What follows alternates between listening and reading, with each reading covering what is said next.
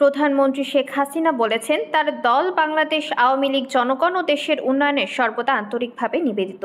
তিনি বলেন, আমরা আপনাদের পাশে আছি। ঘূর্ণিঝড় রিমালের আঘাতে যারা ক্ষতিগ্রস্ত হয়েছেন তাদের ক্ষতি পুষিয়ে দেওয়ার জন্য যা যা করা দরকার সব ধরনের সহযোগিতা আমরা করব। প্রধানমন্ত্রী শেখ হাসিনা আজ জেলা প্রশাসনের আয়োজিত কলাপাড়ায় সরকারি মোজাহার উদ্দিন বিশ্বাস ডিগ্রি কলেজে ত্রাণ বিতরণ অনুষ্ঠানে কথা বলেন। দেশের দক্ষিণাঞ্চলের সার্বিক উন্নয়নের প্রসঙ্গ উল্লেখ করে তিনি বলেন, আওয়ামী লীগ ক্ষমতায় আছে বলেই এসব উন্নয়ন সম্ভব হয়েছে। তিনি বলেন, অনেক লোকই তো ক্ষমতায় ছিল, কিন্তু তারা এই অঞ্চলের উন্নয়নের জন্য কিছুই করেনি।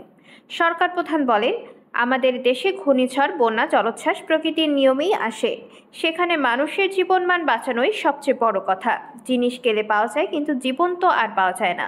তিনি নৌকা মার্কায় ভোট দিয়ে আওয়ামী লীগকে আবারও জনগণের সেবা করার সুযোগ প্রদানে জনগণের প্রতি কৃতজ্ঞতা জানিয়ে বলেন, আজ দেশে ধারাবাহিক গণতন্ত্র আছে বলেই দুর্যোগ দুর্বিপাকে আমরা মানুষের পাশে দাঁড়াতে পারছি। মানুষের আর্থসামাজিক উন্নতি হচ্ছে। আমরা রাস্তাঘাট, পুল, ব্রিজ নির্মাণ করে আপনাদের যোগাযোগের ব্যবস্থা, বিদ্যুতের ব্যবস্থা সব করে দিয়েছি। এখন 6 থেকে 7 ঘন্টার মধ্যেই সড়ক পথে কলাপাড়া আসা যায়।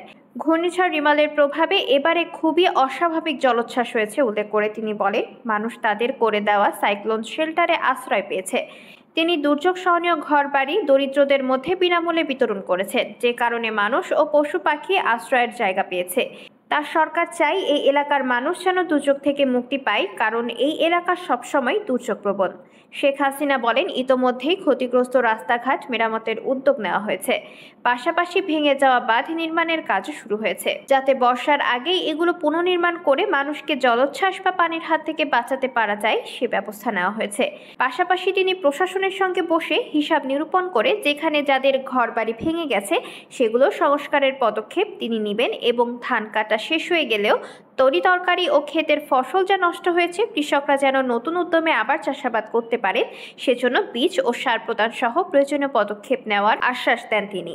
প্রধানমন্ত্রী বলেন, আমরা চাই আমাদের 1 ইঞ্চি জমিও অনাবাদি থাকবে না। সেদিকে লক্ষ্য রেখেই পদক্ষেপ নিচ্ছি, কারণ মানুষের মৌলিক চাহিদা অন্ন, বস্ত্র, বাসস্থান, শিক্ষা ও চিকিৎসার ব্যবস্থা করার জন্য যা যা দরকার আওয়ামী লীগ সরকার সেটা করে যাচ্ছে।